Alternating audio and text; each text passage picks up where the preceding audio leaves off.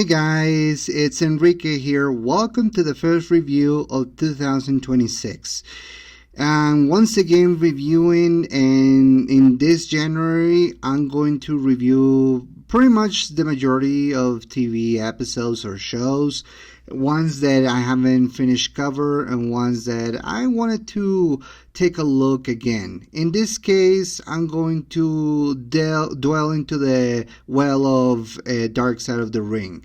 Now, for those who don't know, Dark Side of the Ring is a docuseries that relates the stories of not only the wrestlers and the promotions, but also the events that happen on a moment and a year, the talking heads discussing their perspectives and their opinions, how the events change a person, how much did it affected the world of wrestling, something like that, or how much it caused people to realize of the mistakes that those wrestlers and organizations made, and sometimes both in the same sentence.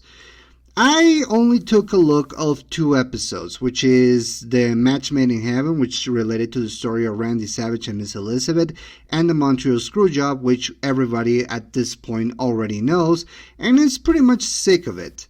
But that's neither here and there. But I have to admit something. When I started to review those episodes and realizing the others that have, like trying to talk about what those episodes have, the ones from the ones that had some pretty hard and very difficult and depressing stories, I decided to distance myself from that because it was hard to talk about it and even watch it. And there are some pretty heavy episodes that most of us just find it hard to believe or to comprehend or just to swallow in general. But I always wanted to talk about at least one episode or one that caught my interest. And there are few. There are so many episodes in all the seasons of Dark Side of the Ring that I felt that there has to be one that I want to talk about, that while it might be, very hard or disturbing, at the very least it could be understandable. But there is one that I always wanted to talk about, and is from the last episode of season 5. This one actually caught my attention, and I think it's only fair that it's related to the man that is related to everything wrestling, and that is having pretty much not a good time right now. I'm of course talking about Vincent Kennedy McMahon Jr., aka Vince McMahon, aka Mr. McMahon. We all know the stories. We all know the origins. We all know how he became the wrestling kingpin and how much the industry world pretty much have to bend the knee to Vince McMahon, and how much it was difficult for a lot of old school promoters and wrestlers, and for some fans in actuality. Vince McMahon is far from a good human being. You can even make the argument that he's not a great human being and is actually a deplorable one, not judging for what we know now. So, with all that being said, I still think that he could have done a much better job with his docuseries on Netflix, Mr. McMahon. I think it's only fair that we talk about that series. I'm not going to review it right now, and this is only because I need to bring it for some focal points. If you watch the series Mr. McMahon, you will realize how little that he offered. Now, it's basically the story of Vince, how he became everybody's promoter and the king of wrestling or sports entertainment, as he would like to be remembered as. And they tell the stories about his lows, his ups, and his very, very bad mistakes, public mistakes. But the bad thing about that docu-series is that it wasn't more informative. What I mean is, it didn't bring something new. All the information that you heard from Vince or from the other people is pretty much already known. and sometimes Vince makes the effort to, scout or to scoff those incredible hard moments, the steroid trial, or even the deaths of Owen Hart and Chris Benoit. Sometimes he likes to distance himself, and he just likes to talk about the things that matter to him the most, how his relationship with his father led him to become a promoter for WWE, how he wanted to take over, how he just wanted to make him proud. And while the other people might bring contradictions in the episodes to some of the things that have been said, he still says that everything that I did was pretty much no regrets, or that at the very least I managed to be on top. Well, that might not be the attitude, but it's clearly showing that I'm not gonna let people into my real self because I'm not ready for that, or I'm too much scared. He doesn't say that he's scared, but you can notice that by the way he was talking, that he didn't want people to reveal his real self. So shows like Dark Side of the Ring will actually do the job of bringing people who have perspectives and actually makes the judgment of whether this is a good thing or a bad thing, makes the call of whether this is good or bad, or this is actually something pivotal in wrestling moments. The thing is, Vince McMahon never talked in his docuseries about how he rose to power. How he says that he bought his father's company, he bought some of the wrestlers from the territories, and that's it. But you didn't know how he did that. He never said the means he had to go through. And that is what this episode is all about. This episode is called Black Saturday, The Rise of Vince McMahon. This is the episode that for me helps me a lot to understand not only how Vince became very powerful in the wrestling world, but how everything around that day was a cause of so many factors.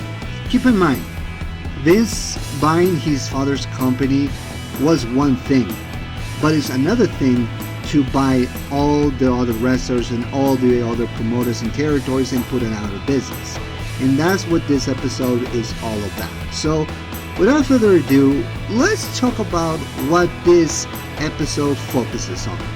So, as I said before, the entire series the entire episode is to talk about how Vince became the king of sports entertainment, how he basically made WWE a $1 billion company, taking all the other wrestlers from the territories, and how he used some manipulation and schemes in order to become the most successful promoter in all wrestling. This is not just his story. This is also a story of Ole Anderson, Jim Barnett, the Briscoe brothers, and how one decision, or at the very least, one moment in history on television changed the entire future.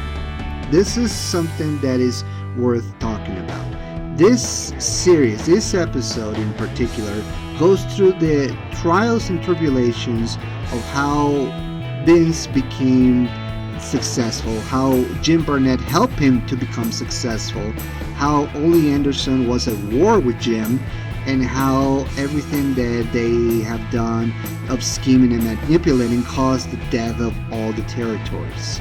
So this is an episode very interesting for you to watch. This is something that makes you appreciate not only the territory days, but also makes you realize how different it was to today, how they treated wrestling back then, and how much it has changed from the 70s and the 60s, how the events have to do a lot of scheming and planning alongside other people in order to become successful.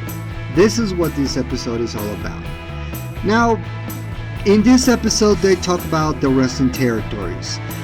They mention how it was basically like the mafia, only without, the whole execution or killing, just a couple of people getting beat up and just saying you cannot talk about the wrestling business. You have to keep it in the code of kayfabe, which is the terminology of keeping the wrestling stories and characters a secret and everything else. The point is, Vince wasn't going to play that game. But at the end of the day, wrestling territories back then in the 60s and 70s were all different. They wanted to be more secrecy. They had a code system. They had the NWA, which was the wrestling system for keeping all the other territories in check, how they needed to bounce around money and all stuff. They talk about the future and all things. Like, it's a very complicated basically life that was living back then. The territories were all around the country of North America, like the Von Erickson, Texas, the Atlanta, Georgia's wrestlers. I can't remember the majority of the territories, but there were ones that stand out from the most. There was one in particular that it's basically the focal point of this story, and that is Georgia Championship Wrestling. Georgia was created and was led by some people, in particular Jim Burnett and Ole Anderson. Ole was one of the wrestlers from that territory. He was also a promoter and a matchmaker. He butt heads with Jim Burnett. Jim Burnett was also some sort of executive in Georgia Championship Wrestling. He made sure that everything was smooth. He had connections with people. He was a very intelligent man. He was considered a cutthroat according to Jim Cornette, and he said that he was really to make people suffer, and he will make you thank him for it. The point is, Jim Burnett was there to make sure that everything was paid, to distribute the money, the distributions. We get a lot of perspectives on how Georgia was handled and how the organization was basically led. So one of the things that I want to talk about before I go any further is the people who are interviewed in this episode. We get a lot of perspectives from a lot of people. Particular, we got Jerry Briscoe, who talks about him and his brothers' association with Georgia. They were not only tag team champions, they were also shareholders for Georgia Championship Wrestling. We also get interviews by Bob Rope and Tommy Rich, who were both wrestlers in Georgia as well. The feeling that I got from both of these men are very different, because there's a difference between Tommy and Bob. Bob is very old school. He doesn't like the way the wrestling is now, and he prefers it to be the old days, while Tommy Rich is a little bit more highlighted, more optimistic, or at the very least he seems to be okay and realizes that wrestling is not going to be the same as it was before. We also get other interviewers like Joe Hamilton Jr., who was known as Nick Patrick in Georgia. And we also have other office workers like Bobby Simmons and Louis Cochran. But the one that stands out the most, in my opinion, it's Ole Anderson, who, or at the very least, the son of Ole Anderson, Brian Rogowski. Brian is very defensive about his dad, how he talks about he was a businessman, he respects the people, he was very mindful of the others' territories, how he basically put his father on a pedestal on how he considers what happened afterwards disgraceful. We also, and let's not forget the interview people that we got, like the journalist David Meltzer, and of course Jim Cornette, who makes his pretty much 100 appearance in Dark Side of the Ring, but he brings the knowledge of the old territories and how it was, despite the fact that he's still bitter about it. I don't know why, but That's something that I'm gonna get into one day. And for now, let's talk about what happens during the episode, what they talk about. So, like I said, they talk about how Ollie and Jim had to butt heads. Ollie never liked Jim Barnett because he believed that he was embezzling money for himself. Jim has always been known to wear elegant suits, to be more eccentric with his style, and he looked like a billionaire, acted like a billionaire, and he was pretty much acting like a business billionaire. You know, the ones that we see today are the ones that we saw in the old days. But basically, Ole didn't like that, and he wanted to get rid of Jim Barnett. He was looking for a way to save Georgia Championship Wrestling from Jim, according to his son Bryant. They talk about how Ole basically, I said basically a lot, but he entered, according to them, this is alleged, but he entered the office that Jim had in Georgia, how he busted in, or maybe the door was open, it was not clear. Jerry even presumes that it was busted open, the door. But he explains that Ole took some of the money that Jim had in one of his locks, I don't know, maybe one of his lock boxes, and that he was going to break the door open, or at the very least that he was going to take the money from Jim, take some of the checks that he had.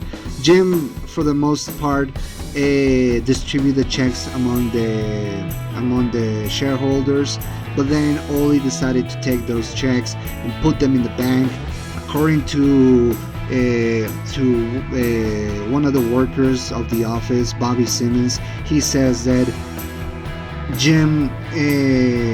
that Ole told him to put the checks in the bank, that they belong there, and that he was going to run things in the company. They made it very clear in this episode that Ole didn't like the way that Georgia was handling business. He wanted to make Georgia prosper in the wrestling world.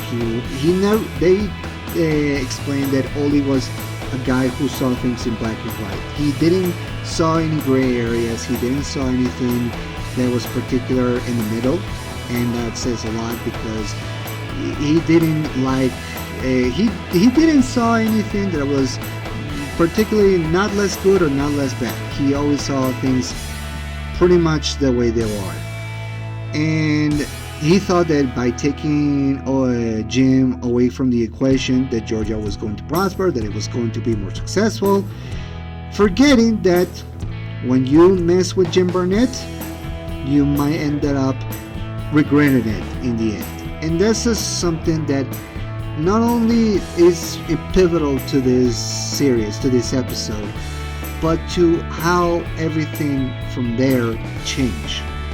They also explain, and this is something that they said in this story, that Ole Anderson, alongside another shareholder, if I'm not mistaken, or someone who was very trusting of Ole, they went to Jim Barnett's penthouse and basically threatened that Ole was taking over, and if Jim didn't like it, that he was going to be tossing him out the window.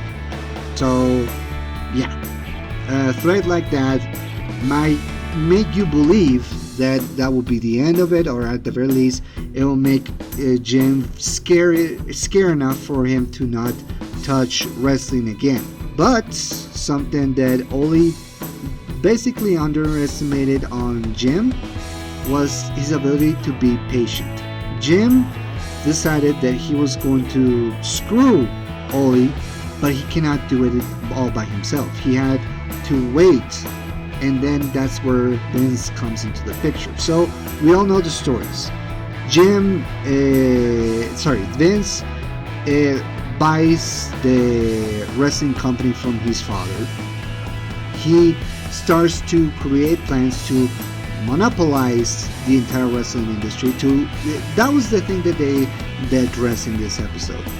That Vince was looking to become the Walt Disney of professional wrestling and turn it into sports entertainment, so he can become successful and basically bulletproof. He had plans, but he couldn't put them into motion.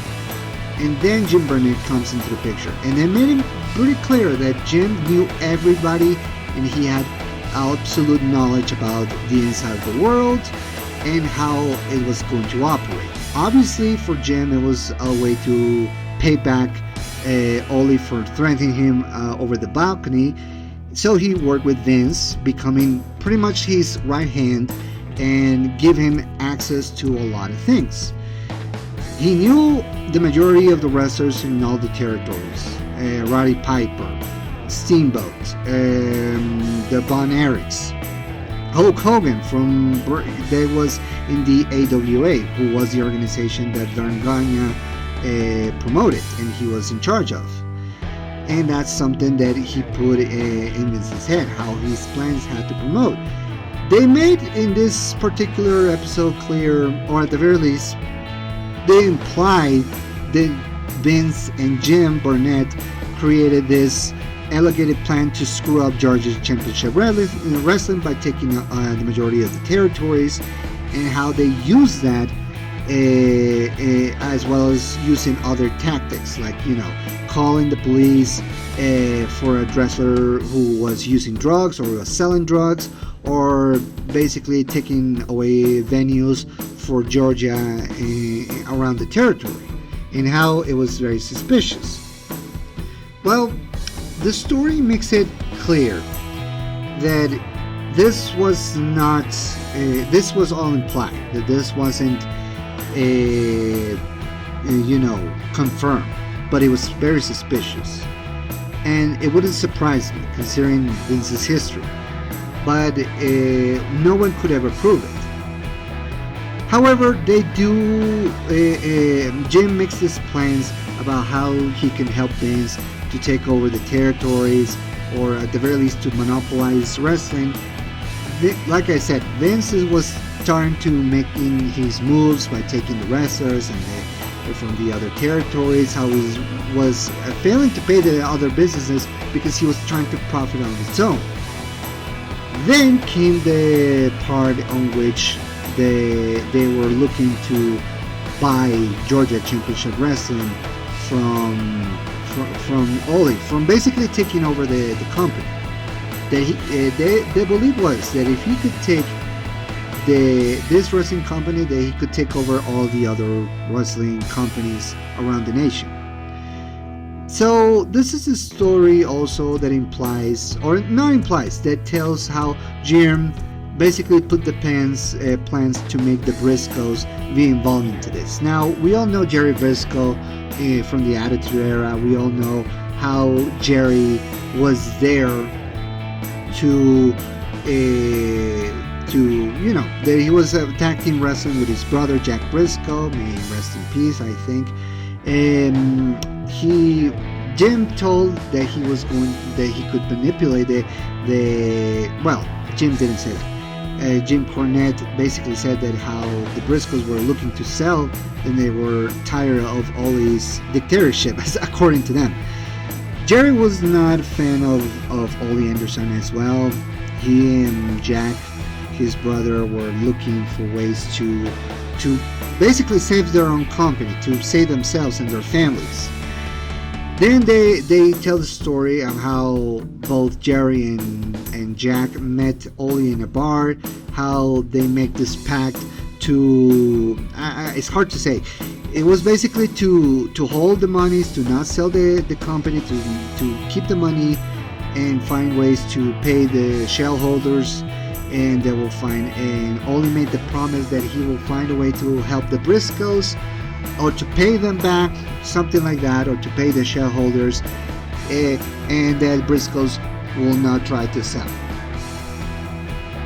So they made a pack of blood in which literally they told the story how they had to cut themselves and then shake hands with their own blood, which I'm surprised that they didn't get hepatitis C or something. I don't know how it was in the territories.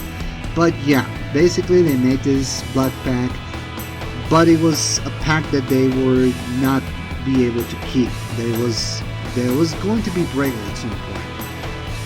Jerry claims that because that Ole didn't pay them in time, or they didn't held their end of the bargain, that they were going to go and sell their stock.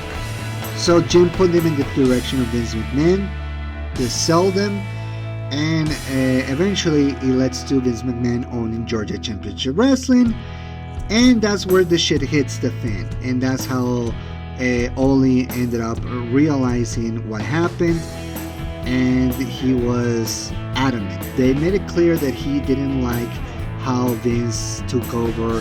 He was mad at the Briscoes for that. And Louis Cochran, who was one of the office workers at Georgia Championship Wrestling, said how it was very snitchy, how they took him over, how they took it over, and how it was very snitchy for the Briscoes to do that. But when Vince became the owner of Georgia, he basically said to Ole, it's just business, I'll give you work if you let me do it. And when he was introducing Linda to Ole, he just set out F you and F Linda. Which, I gotta say, I want to see someone tell that to Vince McMahon in his face. And the fact that Ole managed to do that, it was shocking. And Brian said it himself, that it was the only time that he was in the same building as Vince McMahon. So, that's something that I need to tell you. I forgot to mention this. The episode makes it clear that when this happened, when they sold the stock, the Briscoe sold the stock to Vince, that at the same time Ole was pretty much in doing his family business. His mother died, so he and his son had to make sure that everything was in check. And when he found out, he was pretty pissed. And we all know what happened afterwards. After Georgia, or World Class Championship Wrestling as it was known today, they made the appearance of the talking announcement, and they introduced Vince McMahon to the audience, and how he was showing other wrestling matches in other territories, and how that caused an outrage of people, basically cursing, screaming at the phone, saying, "We want out wrestling!" That's what Davey Meltzer says, that they scream at the top of their lungs that they want their wrestling back. And that's something that a lot of people were pissed about. It was not just that Vince bought territories, it is how he never liked, or he didn't show the wrestling from Georgia, but instead show it from other territories, which caused a lot of people to be upset. So they made the announcement. So the episode talks about how all the territories were upset. That's something I forgot to mention. How Vince McMahon basically, alongside Jim Barnett, resigned from the NWA meetings, or the entire meetings with the NWA, with the other wrestling promoters, which caught everybody off guard, and how it was the first sign of a battle for Vince to take over. But this story says that Vince had it 1 year in Georgia and it wasn't successful. He monopolized wrestling for at least a year, but it didn't work that very well. Ole offered his shares, or his wrestling promotion, to Ted Turner. Ted Turner took it over, took it, and basically created WCW after that. And that's how Ole managed to get back some of the Georgia Championship wrestlers and put it on another TV station. They gave it another prime time, and Ted Turner basically bites Georgia from Vince. But one of the things that is really scary is that they imply that Jim Barnett knew all of this and used that, put the pieces together, so that the failure that Vince got, like they paid Vince money for the territories, how he used that money alongside with everything that he had in order to finance WrestleMania. We all know WrestleMania. I review WrestleMania 31 on this channel. The WrestleMania was a gamble that paid off for Vince. It was the first time that he globalized wrestling for all of, not just America, but all around the world. How he got these stars. He got that from the failure of Georgia, because he had to sell the wrestling company to Ted Turner. So he used that in order to buy it, in order to get the money, and put everything that he had to create WrestleMania, and that's how he put every single territory out of the business. Getting Hulk Hogan, getting Andre the Giant, getting Jesse Ventura, getting Roddy Piper, getting all these wrestlers, and created this particular pay-per-view for everyone to see, which nobody could match. And that was the first sign, not only the Monday Night Wars, but for Vince to become the king of wrestling. How this was a pivotal moment, and how it ended up destroying Ole Anderson. And that's what they made very clear. The episode makes it clear that it was all these amount of actions by Jim, by Ole, by Vince, and by the Briscoe brothers, and by everybody else that caused the territories to go down. And the episode obviously ends on the note of, while Vince McMahon became successful, and we would say that everything else is history, but then came the scandals, the Janelle Grant scandal, the lawsuits, the hush money, all that. I'm not gonna bore you for that, but the episode makes it clear that he that was his downfall. The one thing that they forgot to mention, but it's not their fault because it was all about timing, it was how Vince basically had to resign from the board of directors. You see, when Vince was outed with the hush money scandal, he wanted to go back. Something that they did not mention is that he was planning to be back in wrestling in at the very least 9 months, and it happened in 6 months. But he was going to change some of the people that were in the board of directors that will favor him in order to go back to wrestling. That's something that I found out recently, that Vince was planning on coming back, but he needed to change the members of the board of directors in his company. So he did that, and basically he made the sale of TKO, that he basically said that he was not going to sell WWE unless he was put in charge again. And they did that. He made the merger with TKO under the guise of staying in power, which ended up not happening. Repeating the same history of Ted Turner, because this happened to him as well. But Vince, after the whole Janelle Grant scandal, he had to step out, but they mentioned it in the closed captions of the episode.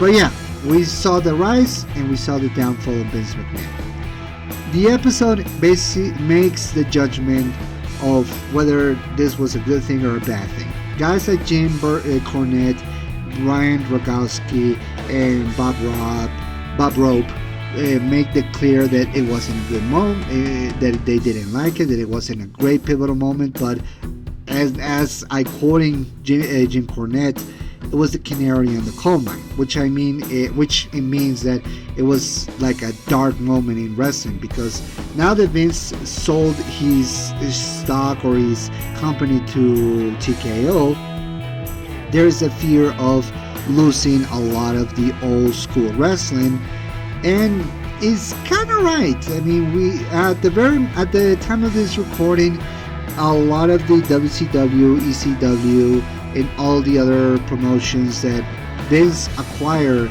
over the years, they would not be shown on Peacock. Peacock was basically removing things from WWE, and there's no mention of the other promotions that he bought. So yeah, we all know what happens, and we have to wait and see what happens to all those recordings, all those pay-per-views, all those things. At the end of the day, we all saw what happened. However, people have said that while Vince is a deplorable human being, or at the very least a problematic individual, that this was the move to make. That this was something that was going to happen whether people like it or not, and it was going to happen with or without Vince McMahon. That if it wasn't Vince, that it was going to be Ted Turner or Jim Crockett or that anyone else, because wrestling wasn't going away and it was going to take shape. It was all a matter of who was going to take that first step, and Vince took the first step, and so the episode makes that argument clear. So yeah, there's a lot to unpack on this episode. I already talked about what happens. I already talked about the circumstances. You can go ahead and check it out. Let's talk about the recreation scenes. That's something that I really enjoy from this series. How they recreated some of the moments that they have explained, or that they were alleged, basically history that was very exaggerated according to people, but how they talk about how it was important to them.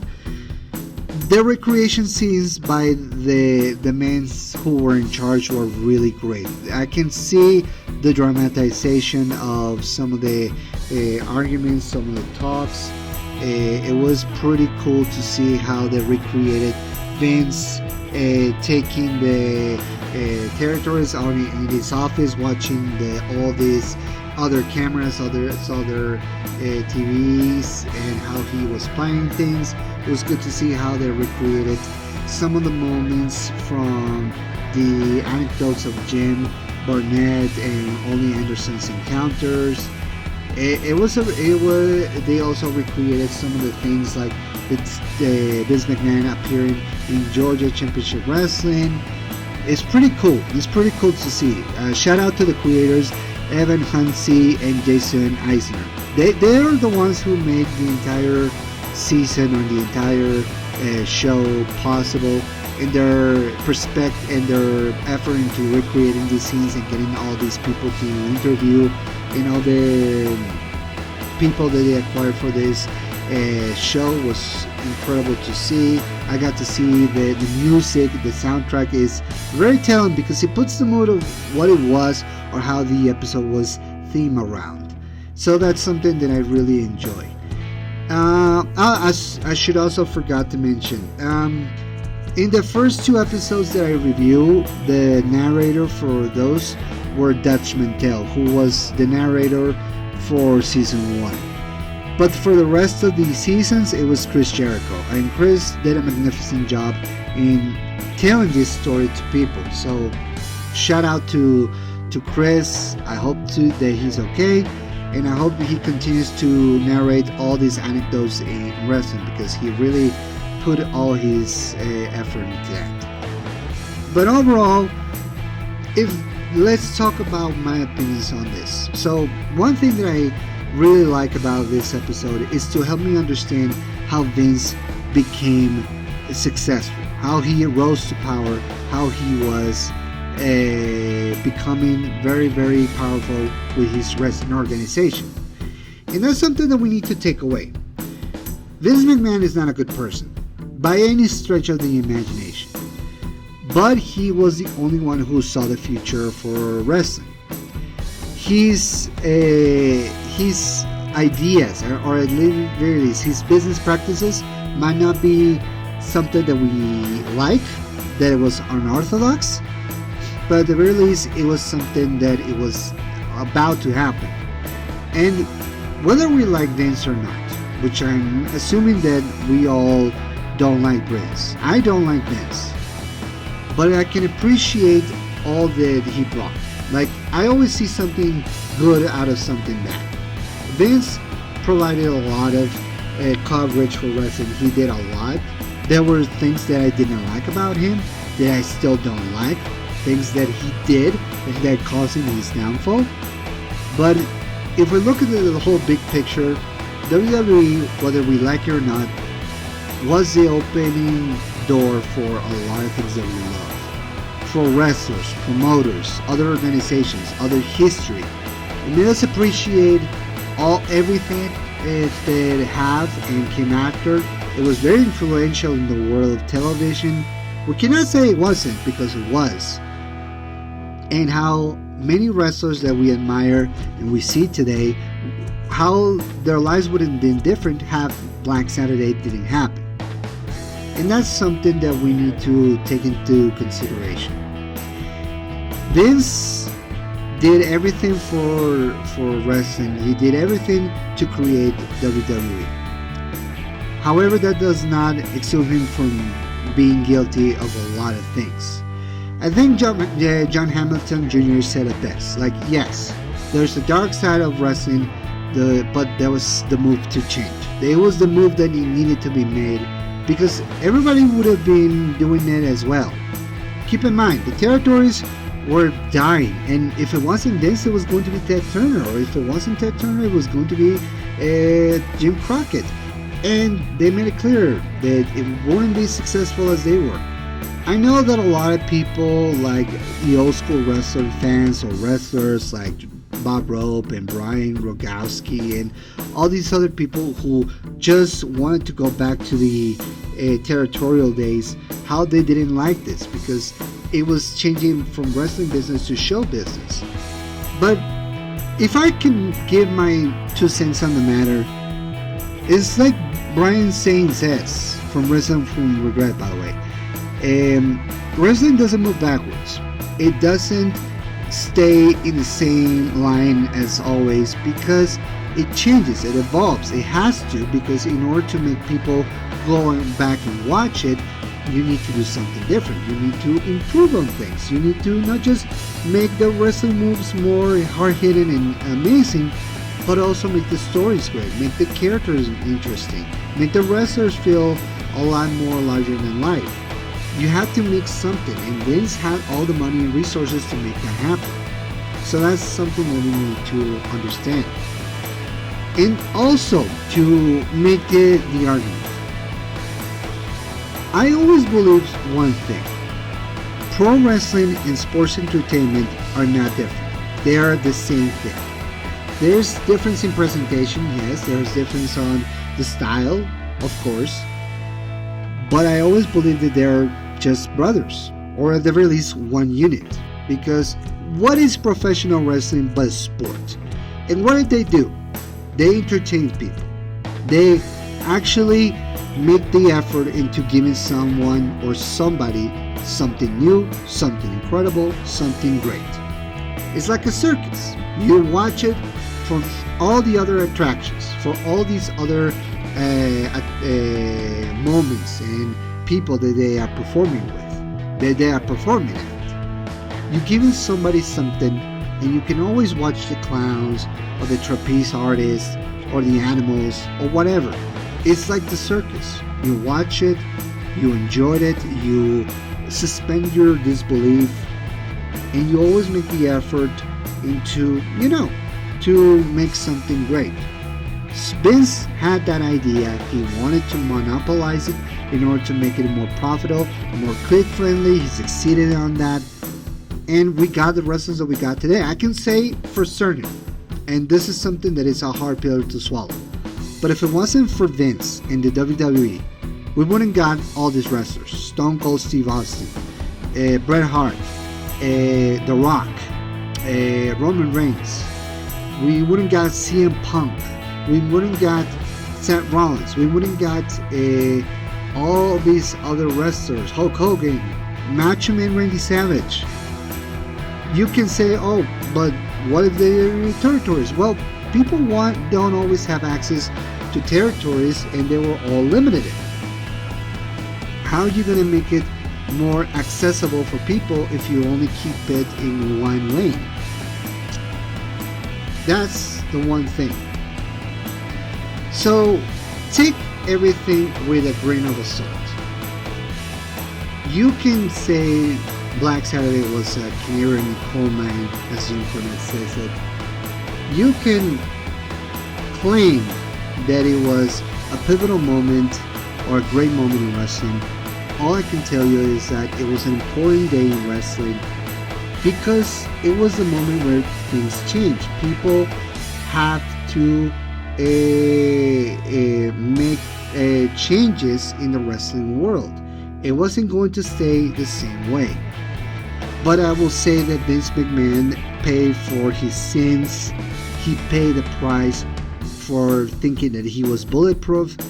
And Dark Side of the Ring is not making a call whether this was a bad or good thing, Black Saturday. But it was an important moment that is needed to be discussed, and how it was a repercussion in all of wrestling. How it was important to that, for better or worse. So I definitely recommend the entire episode. It's very informative, and it puts the whole Mr. McMahon docuseries to shame. So make it out as you will. Watch it with a grain of salt. I'm just here to tell you that it was a great episode and you need to watch it. So I hope that will make things clear, and I hope you enjoyed it. And I hope this episode make you feel, or make you understand the wrestling world a little bit more. So with that said, what do you guys think of Black Saturday's episode? Was it good? Was it bad? Let me know in the comment section below. And we're just getting started in 2026, sorry. So until then, I've been Enrique, and I'll see you next time. Peace.